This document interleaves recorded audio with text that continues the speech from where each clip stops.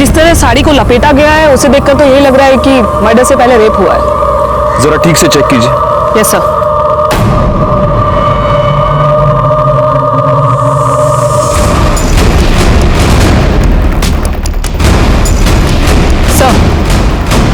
Sir ये एक नहीं 2 बॉडीज हैं। क्या? मेरा मतलब है सर, एक बॉडी में 2 डेड बॉडी। बॉडी का निचला हिस्सा किसी आदमी का है और ऊपर का हिस्सा औरत का। यानी कि मर्डरर ने एक आदमी और एक औरत का मर्डर करके उनकी बॉडी को बीच से काट के आपस में सिल दिया।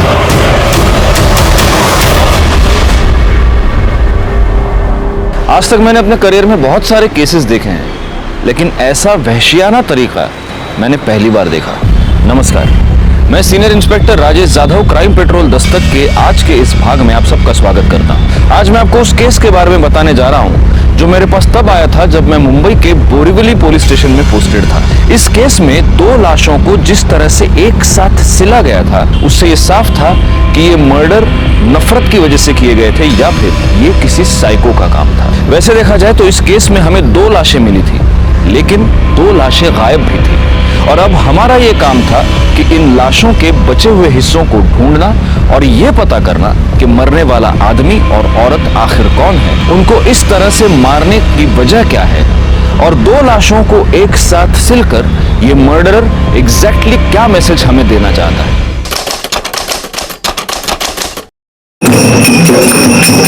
आयुष्मान बाबा की, आयुष्मान बाबा की, आयुष्मान बाबा की,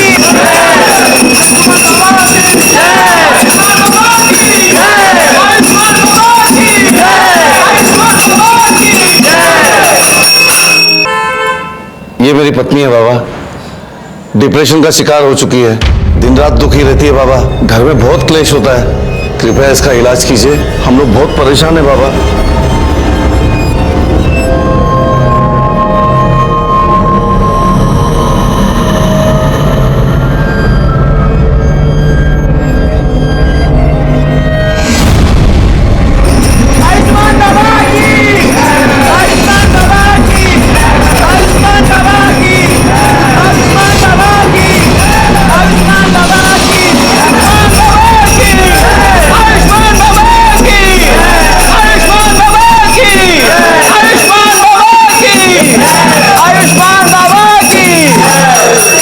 जा, ले जा अपनी पत्नी को घर, शीघ्र ही वह ठीक हो जाएगी।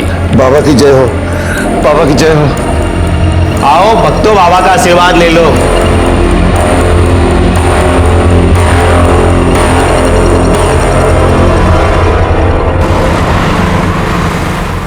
पानी और एक गिलास। आंटी,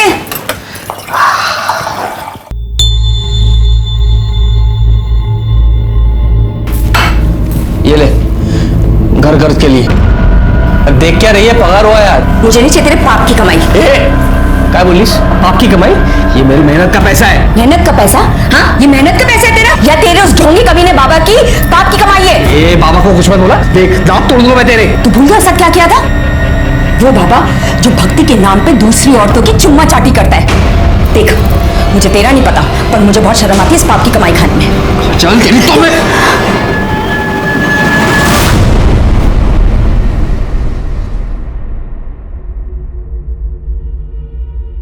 सुनिए, मुझे कुछ पैसे चाहिए थे। देखो साक्षी, तुम्हें अच्छी तरह से पता है मुझे इस तरह के ढोंगी बाबा और उनके चमत्कार पर बिल्कुल विश्वास नहीं है और ऐसे काम के लिए मैं तुम्हें 1 रुपया भी नहीं दे सकता हूँ। तुम्हें हो या ना हो, पर मुझे है, और ये सब मैं रिया के लिए तो कर रही हूँ ना। देखो साक्षी, मेरी प्यारी रिया को ठीक करने के लिए किसी ढोंगी बाबा की कोई जरूरत नहीं है और खबरदार तुम इसे किसी के पास लेकर गई ऐसे बाबा के पास।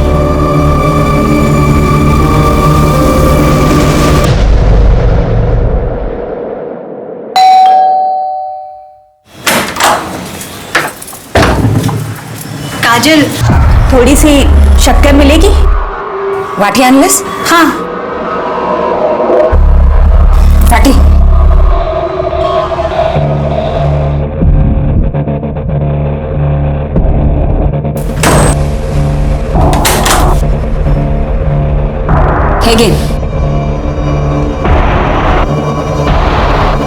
और कुछ भी चाहिए? Thank you.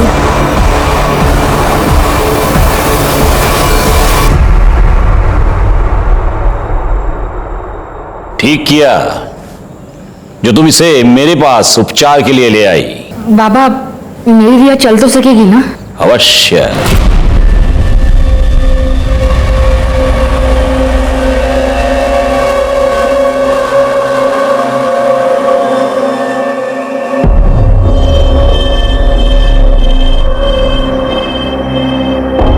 ले, ये तेल है। प्रतिदिन 3 प्रहर इस तेल से तेरी बच्ची के पैरों पर मालिश करना। भगवान की कृपा रही, ये बच्ची चलने तो क्या, दौड़ने लगेगी। सच बाबा? सुना रिया तू चलने लगेगी? अच्छा बाबा प्रणाम।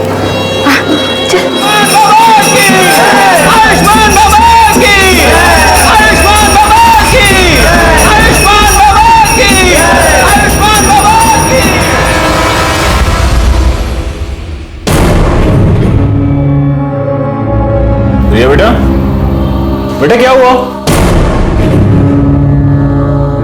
बाप रे, क्या हो गया लोगों को। इतने घटिया लोग भरे पड़े हैं ना, रेप पर रेप के केस आ रहे हैं। अब 60 साल के बुड्ढे ने एक 20 साल की लड़की का रेप कर दिया, बताओ। रिया, रिया बेटा, रिया बेटा क्या हुआ? क्या हुआ बेटा? रो क्यों रो? क्या हुआ? ओ बेटा मुझे बताओ। अरे किसने कुछ कहा क्या? मुझे बताओ ना क्या हुआ? अरे भाई ये रो क्यों रही है? क्या हुआ इसे? क्या हुआ बेटा? बेटा मुझे बताओ क्या हुआ?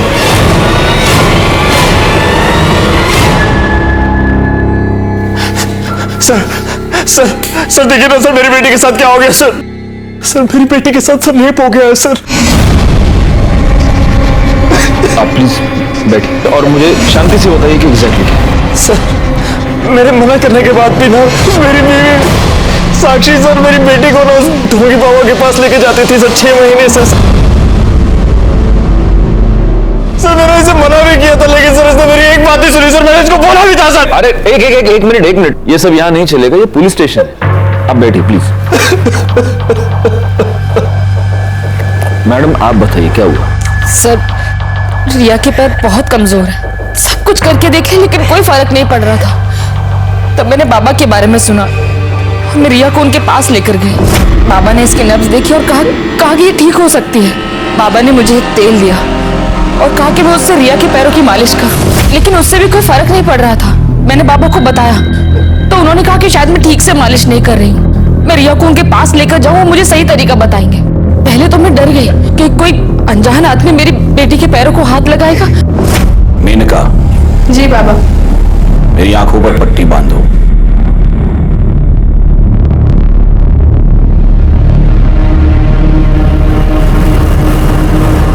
उसके बाद मुझे विश्वास हो गया कि बाबा ढोंगी नहीं है। लेकिन फिर 3 महीने पहले बाबा वो आज मेरे पास फीस के लिए पैसे नहीं हैं। अरे रे रे रे रे रे रे रे, पैसे नहीं है तो कोई बात नहीं, पैसा ही सब कुछ थोड़ा ना है। क्यों बाबा है? अब पैसा नहीं है तो उसके बदले कुछ और देना पड़ेगा। अलग चीज मतलब उसके बाद मैं तेल लेने के लिए अकेले आश्रम गई। वहां पर उन्होंने मुझे वेटिंग रूम में बैठने को बोला।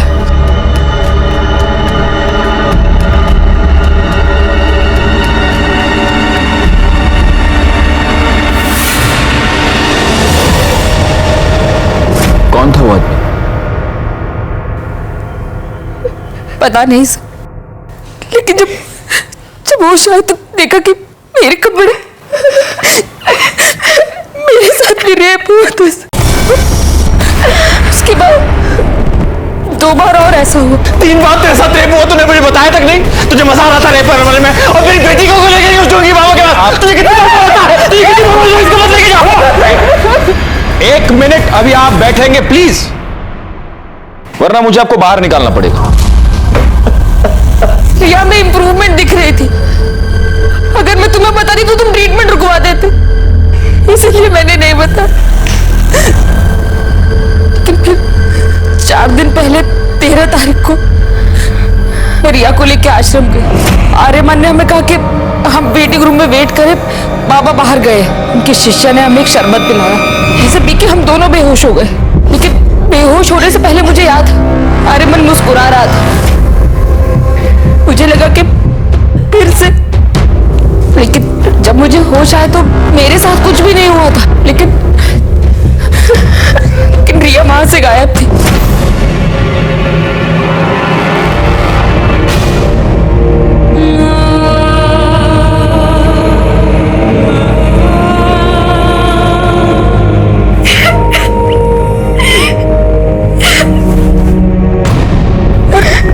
रिया मुझे ट्रीटमेंट रूम में मिली। मैंने आर्यमन से पूछा कि उसने ऐसा क्यों किया, तो उसने कहा कि उसने तो रिया को हाथ तक नहीं लगाया।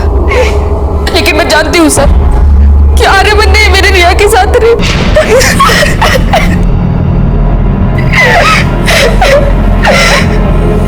बेटा, क्या तुमने उस आदमी को देखा? वो आर्यमान था?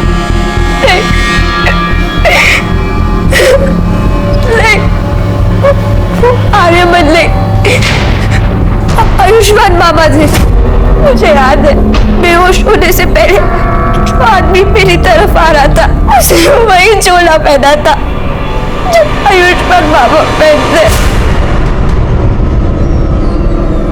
इंस्पेक्टर सर प्लीज उस बाबा और उसके बेटे को अरेस्ट कर लीजिए प्लीज सर। प्लीज सर हमें न्याय दिलवा दीजिए प्लीज सर।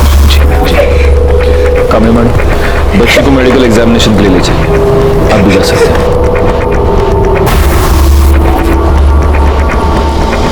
बैकवर्ड, हम चल के इस आयुष्मान बाबा से मिलते हैं।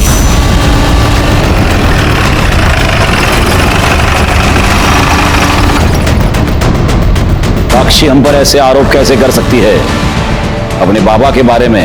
देखिए, आपको जो कुछ भी कहना है पुलिस स्टेशन चलकर कही है। चलिए। साहब एक मिनट बेटा, ये कोई आम आदमी चलते फिरते आदमी नहीं है, बाबा है आयुष्मान बाबा। और इनके भक्तों को पता चला ना कि आपने इनको ऐसे उंगली भी लगाई है, दंगे भड़क जाएंगे साहब, बता रहा हूँ। दंगे होंगे बाद में, सबसे पहले तो तेरे को उठा के अंदर डाल दूंगा। चल यार ना, चलिए मैं कह रहा हूँ कर रही है।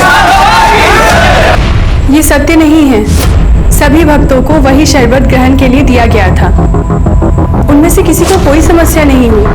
आप चाहे तो दूसरे भक्तों से पूछ सकते हैं। बाबा 13 तारीख को आश्रम में थे ही नहीं। वो एक भक्त के यहाँ आमंत्रित थे। मैं स्वयं पूरा दिन उनके साथ ही था। हम लोग शाम को आश्रम एक साथ ही लौटे थे।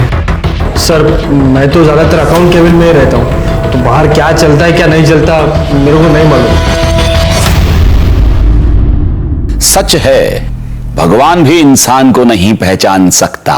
मैंने साक्षी और उसकी बेटी को बहुत सहायता की थी, फिर भी न जाने क्यों उसने मुझ पर ऐसे घृणित आरोप क्यों लगाए।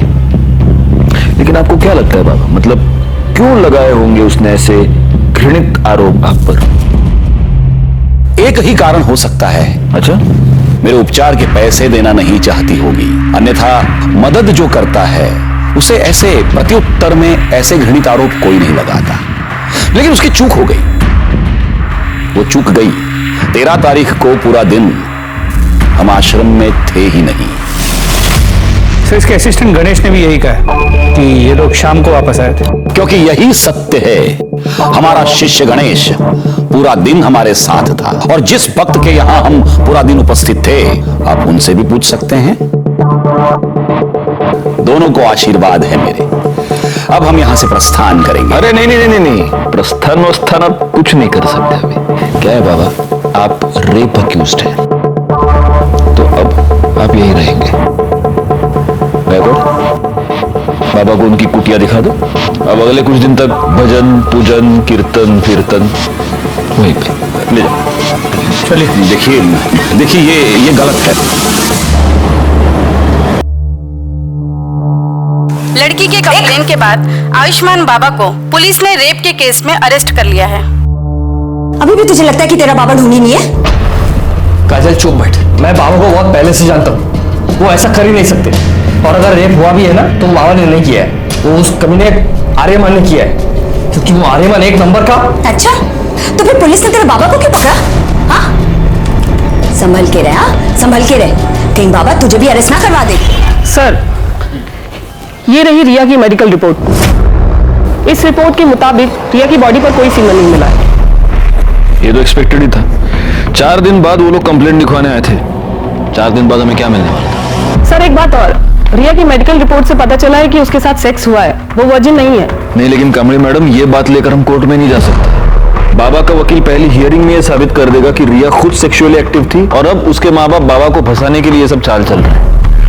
नहीं, हमें कोई ऐसा पुख्ता सबूत चाहिए जिससे हमें साबित कर पाए कि रेप बाबा ने किया है।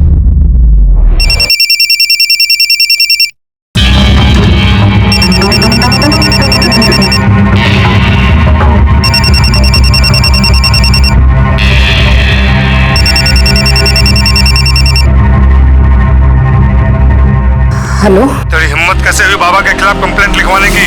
भूल गई बाबा कौन है? या तो कंप्लेंट वापस ले, वरना हम तुझे और तेरी बेटी को छोड़ेंगे नहीं। नहीं नहीं, मेरी बेटी को कुछ मत करना। वो कौन है? कौन है? कौन है? कौन बोल रहा है? हिम्मत है तो सामने आके बात कर। अरे फोन पे क्या धमकी दे रहा है? आ सामने। हेलो हेलो, काट दिया। जो भी ऐसे छोड़ूंगा। कहाँ जा रहे हो? अरे पुलिस को इन्फॉर्म करने जा रहा। नहीं नहीं, उसने धमकी दी है। साक्षी, तुम अब भी नहीं समझ रही हो, हमें पुलिस को इन्फॉर्म करना पड़ेगा। ये सब बंद होना चाहिए। नहीं नहीं, आप मेरी बात सुनिए ना। साक्षी प्लीज, देखिए मेरी बात सुन। प्लीज साक्षी।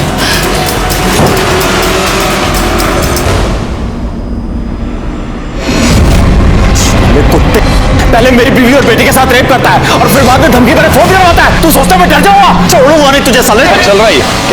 क्या कर रहे हैं? सर देखिए ना सर, मेरी बीवी के फोन पर सर किसी प्राइवेट नंबर से धमकी भरे फोन आ रहे हैं सर। कह रहे कंप्लेंट वापस ले लो, नहीं तो आपकी बेटी और बीवी को। सर कुछ कीजिए सर। एक मिनट। बैकवर्ड, ये नंबर नोट कर लो और ये नंबर ट्रेस करो, पता करो ये नंबर किसका है, कहाँ से आया। आप प्लीज इनके साथ चलिए, प्लीज। चला कमाल लगा, चला।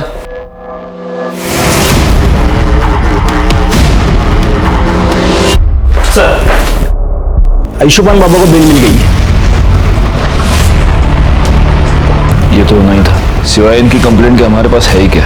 फॉर्मेलिटीज पूर्ण कर। सर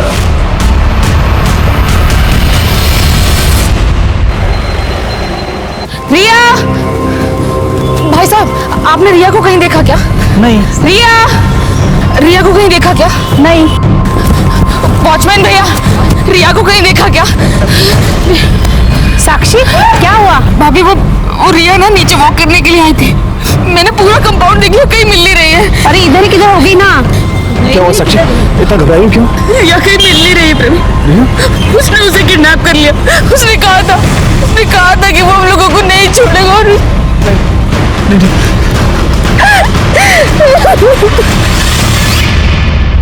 हरामखोर, रिया का रेप तूने किया है ना, मुझे सब पता है। क्या रे बड़ाऊ, मैं किया है, क्या लगा के रखा है?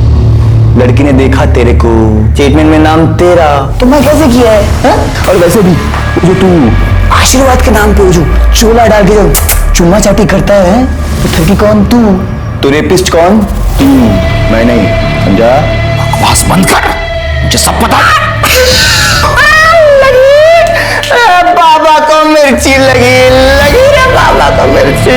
लेकिन क्या करे, मैं देखा रे तेरे को उस दिन आश्रम आते हुए। झूठ बोल रहा है तू। उस दिन मैं आश्रम में था ही नहीं, मैं तो शाम को लौटा था। ये जो तेरी झूठ की खिचड़ी है ना, ये तो येड़ा गणेश है ना, उसके साथ मिलकर पुलिस से खिला, मेरे को नहीं। मैं देखा तेरे को उस दिन शाम को वापस आते हुए भी, और रिया के साथ कमरे में करते हुए भी। हाँ, तो मेरे साथ ना शांतपंथी नहीं। चल जा। बाबा, वो साक्षी ठाकुर आई है, बहुत शोर मचा रही है और तमाशा भी कर रही है। जल्दी चलिए।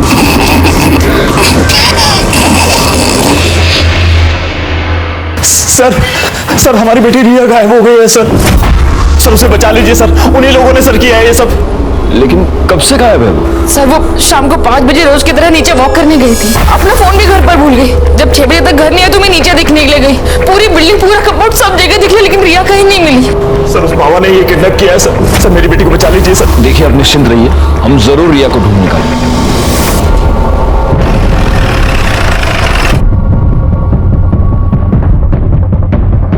सर, बॉडी को सबसे पहले इन औरतों ने देखा। ये सुबह यहाँ कपड़े धोने आई थी तो इन्होंने बॉडी को देखा। सर, बॉडी पे कई जगह खरोच के निशान हैं। और ये देखिए, गर्दन पे जो मार्क है उसे देखकर तो यही लग रहा है कि मौत गला घुटने से हुई। एक मिनट, पूरा चेहरा टर्न करना। फिर तो रिया ठाकुर है। देखिए आसपास जरा चेक कीजिए, कोई क्लू मिलता है क्या? सर, ये तो बैसाखी मुझे वहां पे मिली। कामे मैडम, सर। फॉरेंसिक टीम को बुलाइए और बॉडी को पोस्टमार्टम के लिए भेज दीजिए। Okay sir. अब इस बाबा का टाइम आ गया है।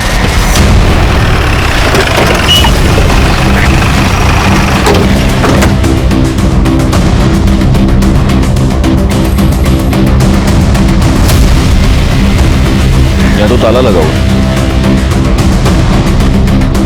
सुनिए, ये इस आश्रम को ताला क्यों लगा हुआ है? पता नहीं साहब, हम तो जब सुबह दुकान पे आए तो देखा कि ताला लगा है। बैकवर्ड, एक काम करो, ये बाबा, उसका बेटा, इस आश्रम के लैंडलाइन नंबर्स सब फोन टैप करो और ये पता करो कि इस बाबा की और कहाँ प्रॉपर्टी, और जरा इस बाबा के भी डिटेल्स निकालो। ये ओरिजिनली कौन है, कहाँ से आया है, और ये सारी डिटेल्स मुझे जल्द से जल्द चाहिए। सर, पुलिस ने लड़के की पहचान रिया ठाकुर के नाम से की है। ये वही रिया ठाकुर है जिसने आयुष्मान बाबा पर बलात्कार का इल्जाम लगाया था। याद है ना तुम्हें, इसी बाबा ने तुम्हारे सामने मुझे किस किया था। तब तुम ऐसे ही बस मुंह खोलकर उसे देख रहे थे। तुम्हारी इन्हीं हरकतों से ना उसे बढ़ावा मिला है। और आज देखो, उसने एक छोटी सी बच्ची को मार के फेंक दिया।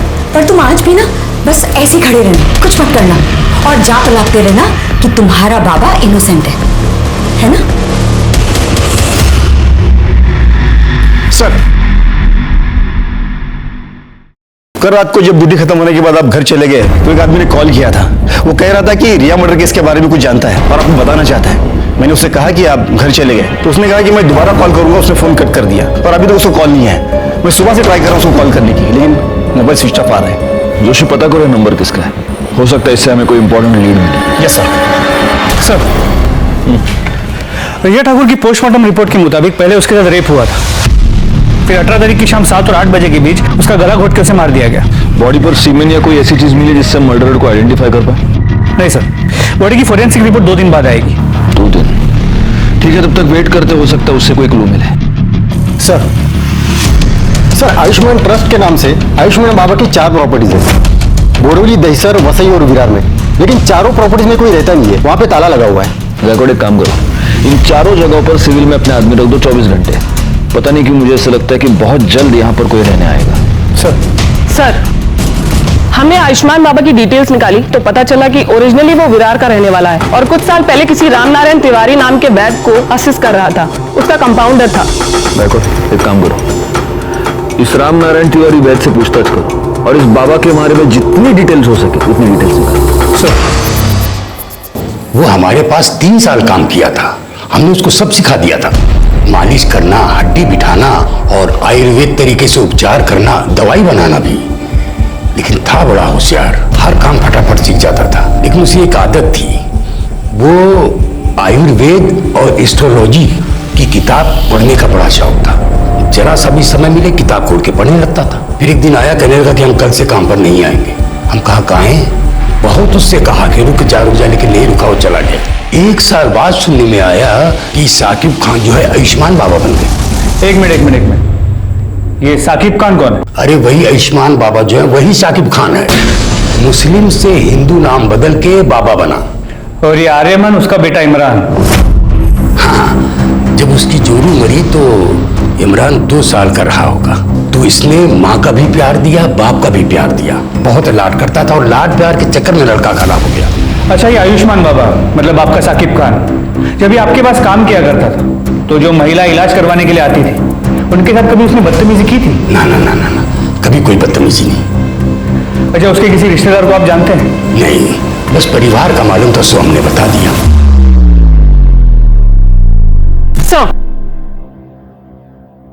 साक्षी ठाकुर को जिस प्राइवेट नंबर से थर्टेड कॉल आ रहे हैं वो पिछले 24 घंटे में अलग अलग लोकेशन पर ऑन ऑफ हो रहा है। आपने ट्राई करके देखा? हाँ सर, हमने कई बार ट्राई किया पर हर बार ऑफ बता रहा है। और सर, एक बात और, ये नंबर सूरज यादव के नाम पर रजिस्टर्ड है। हमने उसके घर का भी पता किया पर वो एड्रेस भी फेक निकला। आप लगातार ये नंबर ट्राई करते रहिए और उसकी लोकेशन ट्रेस कीजिए। सर, कल रात को जिस नंबर से कॉल आया था वो मोबाइल नंबर किसी निखिल परांजपे के नाम पर रजिस्टर्ड है। निखिल परांजपे? Yes sir. निखिल परांजपे तो आयुष्मान बाबा का अकाउंटेंट है, यानी कि वो हमें कोई इन्फॉर्मेशन देना चाहता है। हम यहाँ बैठे बैठे उसके फोन का वेट नहीं कर सकते। कामड़ी मैडम, एक काम कीजिए, आप फौरन जाके निखिल परांजपे के बारे में पता कीजिए। Yes sir.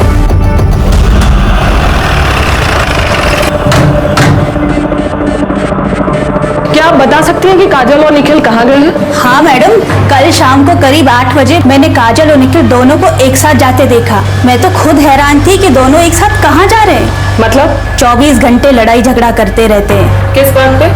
अब ये तो नहीं पता मैडम। एक बार मैंने काजल से पूछने की कोशिश की थी तो उसने मुझे कुछ नहीं बताया, लेकिन हाँ, उसका वो हीरो है ना, उसको जरूर बताया होगा। हीरो? कौन हीरो? अब ये तो ज्यादा तो मुझे कुछ नहीं पता, लेकिन हाँ, कुछ हफ्तों पहले जब मैं मार्केट से घर वापस आ रही थी तब मैंने देखा कि वो काजल का बॉयफ्रेंड था।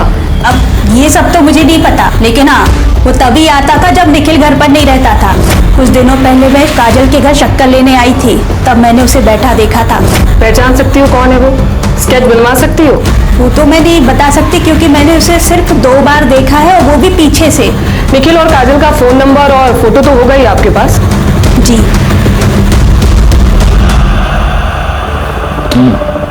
मतलब आयुष्मान बाबा सादिक खान है जो फ्रॉड करने के लिए एक हिंदू बाबा बना। गायकवाड़, मैंने तुम्हें उसके प्रॉपर्टीज पर नजर रखने के लिए कहा था, उससे कुछ पता चला? नहीं सर, अब तक तो वहाँ कोई भी नहीं आया और आसपास के लोगों से पूछताछ की तो समझा कि उन प्रॉपर्टीज में हमेशा ताला होता है। वहाँ किसी को आते जाते देखा नहीं है। उसके बैंक अकाउंट चेक किए? उसे पैसे की जरूरत तो पड़ती होगी। वहाँ से भी कोई लीड नहीं मिल पाया। जब से बाबा गायब हुआ है अकाउंट्स में ना कोई पैसे डिपॉजिट हुए हैं ना ही विड्रॉ। बड़ी अजीब बात है, एक फ्रॉड बाबा गायब होता है, उसके साथ उसका अकाउंटेंट गायब होता है और साथ में अकाउंटेंट की बीवी भी गायब होती है। अच्छा, अभी कामड़ी मैडम ये बता रही है कि बीवी का किसी के साथ अफेयर चल रहा था। हो सकता है इन दोनों के बीच में बहुत झगड़े थे इसीलिए उसका अफेयर चल रहा था, या फिर उसका अफेयर चल रहा था इसलिए झगड़े थे। कोई और रीजन लगता है? सर मुझे तो लगता है झगड़े का रीजन उसकी बीवी का एफआईआर हो सकता है। लेकिन अगर ऐसा है तो कल शाम को दोनों एक साथ कहां पर गए थे? कहीं ऐसा तो नहीं कि मर्डरर को पता चल चुका था कि निखिल पुलिस को कोई इन्फॉर्मेशन देने वाला है, इसलिए इन दोनों मियां बीवी को साथ में कहीं पर बुला लिया? सर मुझे लगता है कि ये निखिल काजल और उसके बॉयफ्रेंड को कन्फ्रंट करना चाहता था, इसलिए उन्हें साथ लेकर गया। मगर काजल और उसके बॉयफ्रेंड ने निखिल को गायब कर दिया और दोनों भाग गए। पॉसिबल, लेकिन फिर भी ये थियरी है गायकवाड़। हम कंफर्म ये नहीं कह सकते कि निखिल अपनी बीवी के अफेयर की वजह से गायब है या फिर बाबा की वजह से। और गायब होकर गया कहां? सर गोरे के जंगल एरिया में एक लाश मिली है।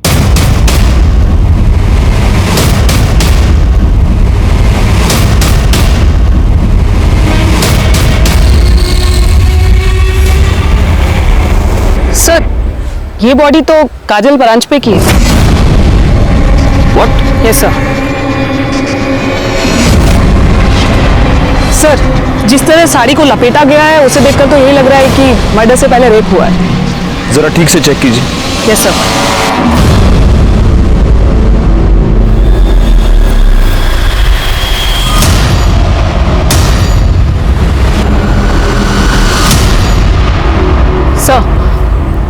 सर, ये एक नहीं 2 बॉडीज हैं। क्या? मेरा मतलब है सर, एक बॉडी में 2 डेड बॉडी। क्या बात कर रही हैं आप कामनी मैडम?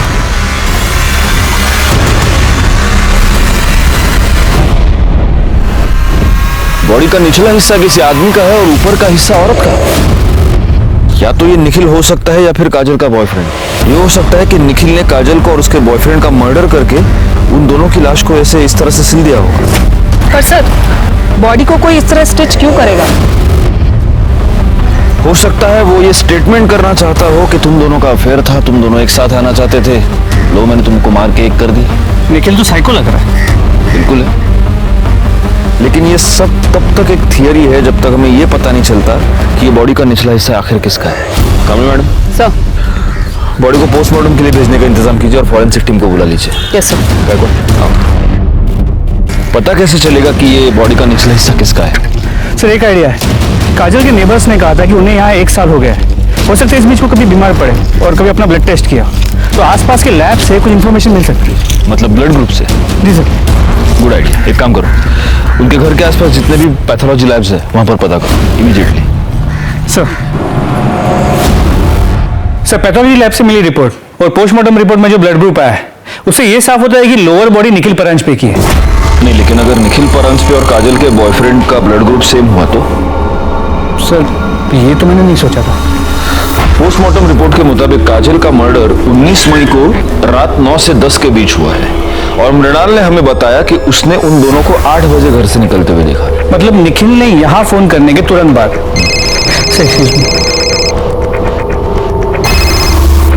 हेलो,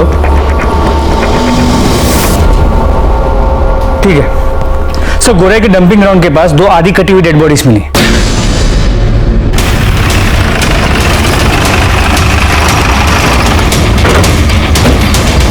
सर मैंने ही आपको फोन किया था। सुबह जब काम पे जा रहा था तभी ये मैंने देखा और 100 नंबर पे मैंने डायल किया। थैंक्स। जोशी बघा। सर ये बॉडी तो निखिल की है। मतलब इसे इतना तो क्लियर हो गया कि उस बॉडी का निचला हिस्सा निखिल का था। सर सिर के पीछे गहरी चोट है। हो सकता है मौत की वजह ये चोट ही हो। सर ये देखिए।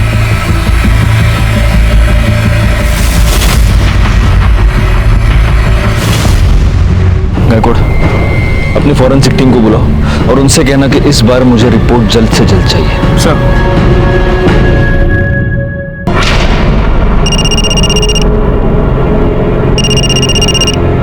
हाँ सर। कोई अपडेट? सर मैं यहाँ पे कब से नजर रखे हुए हूँ लेकिन कोई हलचल नहीं। सर मैं यहाँ पे कब तक रुकूं? वो बोलता हूँ मैं, लेकिन अभी के लिए वहां पे नजर रखो। ठीक है सर, ओके।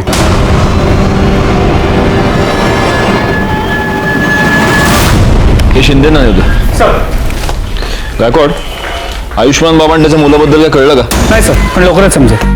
और सर ये निखिल की पोस्टमार्टम रिपोर्ट, इसके मुताबिक उसकी मौत 19 मई की रात 9 और 10 के बीच हुई है और मौत की वजह सर पे रॉड जैसी किसी चीज से वार किया जाना है।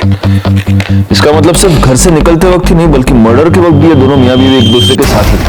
गायकवाड़ एक काम करो, हमें जहां पर ये दोनों सिली हुई बॉडीज मिली पता करो कि मर्डर के टाइम पे वहां आसपास कितने मोबाइल नंबर एक्टिव थे और उन नंबर्स को बाबा, उसके बेटे और बाकी के असिस्टेंट के नंबर के साथ मैच करके देखो। सर। ये है काजल के कॉल रिकॉर्ड्स। इस कॉल रिकॉर्ड के मुताबिक काजल के कॉल्स की ड्यूरेशन 1 से 1.5 मिनट ही थी, सिवाय एक नंबर को छोड़ के। खोपली में एक नंबर है, 3 हफ्ते पहले काजल ने उस पर 20 मिनट तक बात की थी। किसका नंबर है? काजल की माँ मुक्ता।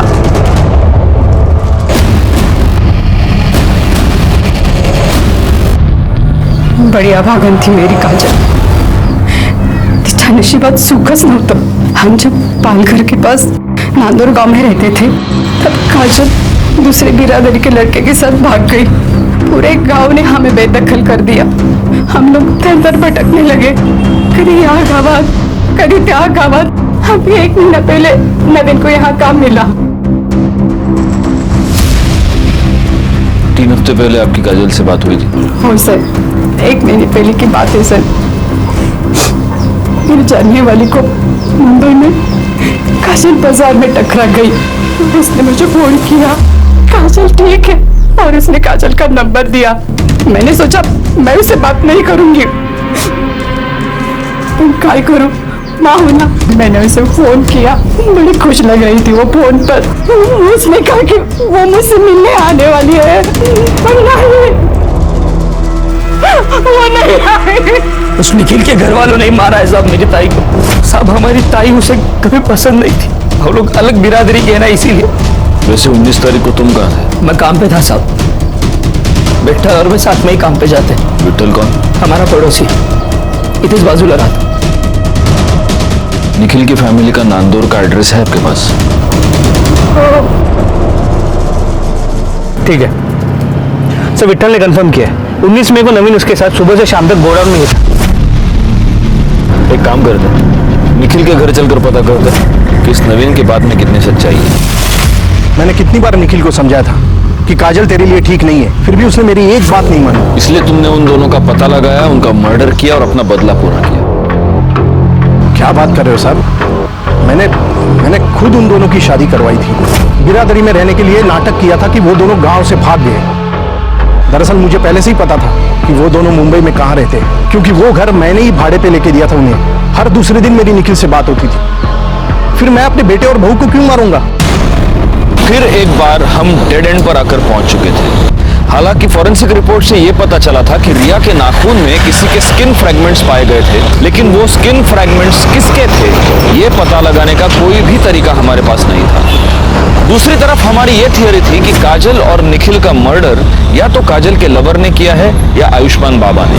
काजल और निखिल के मर्डर स्पॉट पर एक्टिव नंबर्स का हम इंतजार कर रहे थे और हमें इंतजार था सूरज यादव का भी, जिसे ट्रेस करना काफी मुश्किल हो रहा था क्योंकि उसका मोबाइल नंबर लगातार ऑन ऑफ हो रहा है। ऐसे में आयुष्मान बाबा के प्रॉपर्टीज पर नजर रखने का हमारा प्लान कामयाब हो गया जब हमें यह पता चला कि उसकी वसई की प्रॉपर्टी पर कोई आया है।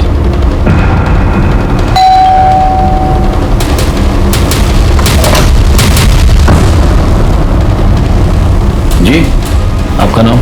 माजिद खान। सादिक खान को जानते हैं? हाँ, वो हमारे फूफी के लड़के हैं, हमारे बड़े भाईजान हैं।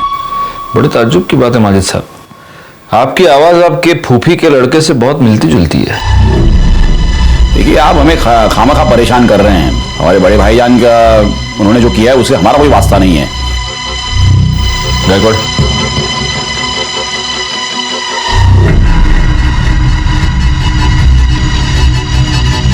बड़े ताज्जुब की बात है। सिर्फ आवाज ही नहीं, आपके हाथ पर चोट का निशान भी आपके फूफी के लड़के से मिलता जुलता है। सुनिए मेरी बात सुनिए। आयुष्मान बाबा, अब तेरे आशीर्वाद देने के दिन खत्म हो गए, अब हम तुझे आशीर्वाद देंगे। सर, मुसलमान होके मैं आयुर्वेद या ज्योतिष का धंधा नहीं कर सकता, इसलिए फिर सादिक खान से मैं आयुष्मान बाबा बन गया। सर, मुझे बहुत जल्दी फेमस होना था, बहुत जल्दी बहुत सारे पैसे कमाने थे, इसीलिए वो लिप किस वाला आइडिया लगाया। साक्षी और रिया के अलावा और कितनी औरतों का रेप किया है? नहीं सर, मैंने किसी का रेप नहीं किया है सर। न मैंने न मेरे बेटे ने सर किसी का बेजा फायदा नहीं उठाया है। मानता हूं सर कि वो बदजबान है, थोड़ा बेकाबू हो गया है, लेकिन सर वो ऐसा कुछ करेगा, किसी को इस तरह नुकसान पहुंचाएगा, ये मैं नहीं मानता। वो बेकाबू हो गया या तूने होने दिया? सर, शुरू में मैंने उसे काबू में करने की कोशिश की, लेकिन इसको मशवरा देना सिखाऊं कैसे? आज के बाद अगर मेरे को मशवरा दिया ना जबरन, तो साले पूरी दुनिया को बता देगा मैं कि तू कोई बाबा नहीं है रे, तू मुसलमान है क्या? हाँ, चल चल, अब 25,000 लेके। अरे ऐश करने की, अरे चल जा, खड़ा हो। लाता। अच्छा ये बता, निखिल के साथ तूने क्या किया? निखिल के साथ? सर, उसके साथ मैं क्यों कुछ करूंगा? क्योंकि तुझे ये पता चल चुका था कि रिया मर्डर केस में निखिल हमें कोई इंफॉर्मेशन देने वाला था। नहीं सर, मुझे इसके बारे में कुछ नहीं पता है, बल्कि मैं तो उसे नौकरी पर भी नहीं रखने वाला था जिस दिन से मैंने काजल के बारे में सुना है। मतलब सर, वो काजल को भगाकर शादी करके मेरे पास आया था मुंबई।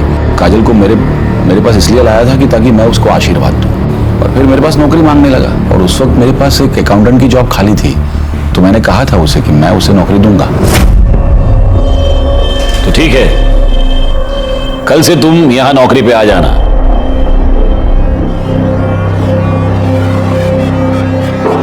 मेरी बीवी है। आर्यमन, ये बदतमीजी है। ये क्या कर रहे हो तुम? क्यों चिल्ला रहा है? आशीर्वाद तो दिया है जैसे तू देता है। निखिल, रिया और काजल तीनों का मर्डर हुआ है। बता, इसमें से कौन सा खून तूने किया, कौन सा तेरे बेटे ने किया, या दोनों ने मिलके किए तीनों खून? नहीं सर, हमने किसी का खून नहीं किया, सच कह रहा हूं सर। अगर मर्डर नहीं किया तो भाग क्यों गया था? रिया के बारे में सुन के डर गए थे हम लोग। बेटा कहाँ है तेरा? कहाँ छुपा के रखा है उसको? जिस दिन से आश्रम से भागा उस दिन से वो गायब है सर। गायकवाड़, इसका डीएनए टेस्टिंग कराओ। रिया के नाखून में जो स्किन का फ्रैगमेंट मिला उससे मैच करके देखो। आयुष्मान बाबा आखिर तक यही कहता रहा कि वो निर्दोष है, और हमारे पास भी उसके खिलाफ कोई भी पुख्ता सबूत नहीं था। हम उसके डीएनए टेस्ट के रिजल्ट का इंतजार कर रहे थे। आर्यमान अभी तक गायब था। ऐसे में हमारे पास उन फोन नंबर्स की लिस्ट आई जो 19 मई को रात 9 से 10 के बीच निखिल और काजल के मर्डर स्पॉट पे एक्टिव थे। वो 3 नंबर्स थे, और उन 3 नंबर्स में से एक नंबर के बारे में हमें पहले से ही पता था।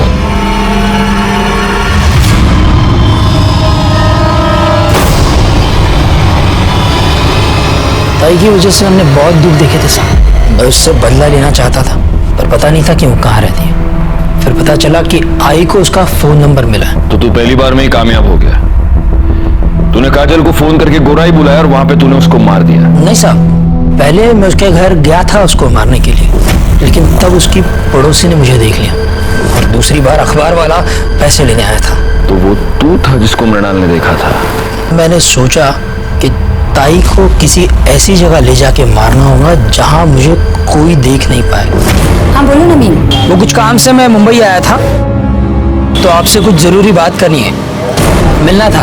अरे पर ताई, मैं वो सब आपको मिलके बताता हूँ। आप एक काम कीजिए, आप मुझे गुराई के पास आके मिलिए। अच्छा ठीक है, मैं आती हूँ। सब उसके बाद मैं घर जाके विट्ठल को मना लिया, ताकि कल को अगर पुलिस पूछे तो उनसे झूठ कहे कि मैं दिन भर उनके साथ था।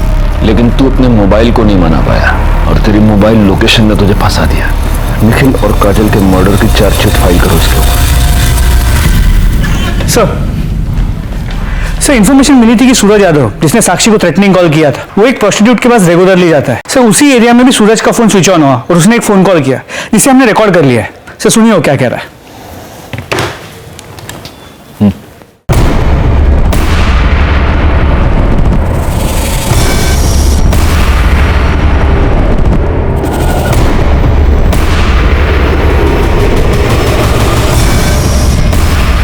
एक मिनट जाकर, इसका नाम सूरज यादव है ना?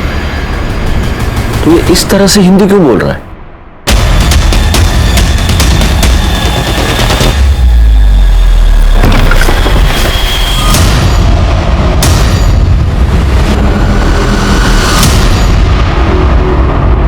क्या बुलाऊं तुझे? आर्यमान, इमरान या फिर सूरज यादव?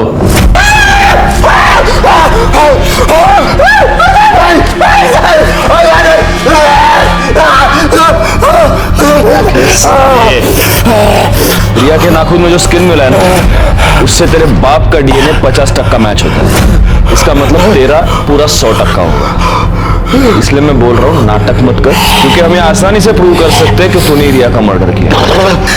और साक्षी और रिया का रेप नहीं किया है साहब। अब्बू का चोला अपने ऊपर डाल लिया था कि कहीं बीच में थोड़ा बहुत भी होश आए तो लगे कि अब्बू ने गलत काम किया है। मर्डर क्यों किया रिया का? मैं बस कंप्लेंट वापस करवाना चाहता था साहब, पर वो रिया का बाप है ना, फोन पे बहुत अकड़ रहा था साहब, बहुत उल्टा सीधा बोला मेरे को, दिमाग पूरा चला गया था मेरा। बस मैंने सोच लिया था साहब कि इस साले को सबक सिखा के रहेगा मैं। तो मेरे को पता था कि रिया रोज शाम को ना कंपाउंड में वॉक करने को आती, और साहब उसके बाद उसकी बॉडी रात को मैं ठिकाने लगा दिया। पर ये सब बूढ़ा हुआ ना वो मेरा अबू, उसने मेरे को सब करते हुए देख लिया था साहब। बहुत घबरा गया था साहब, वो बहुत डर गया था, जबरदस्ती मेरे को छुपाया साहब। साक्षी और रिया पर रेप करने के जुर्म में और रिया के मर्डर के जुर्म में तुमको अरेस्ट करता हूँ। चार्जशीट फाइल करो।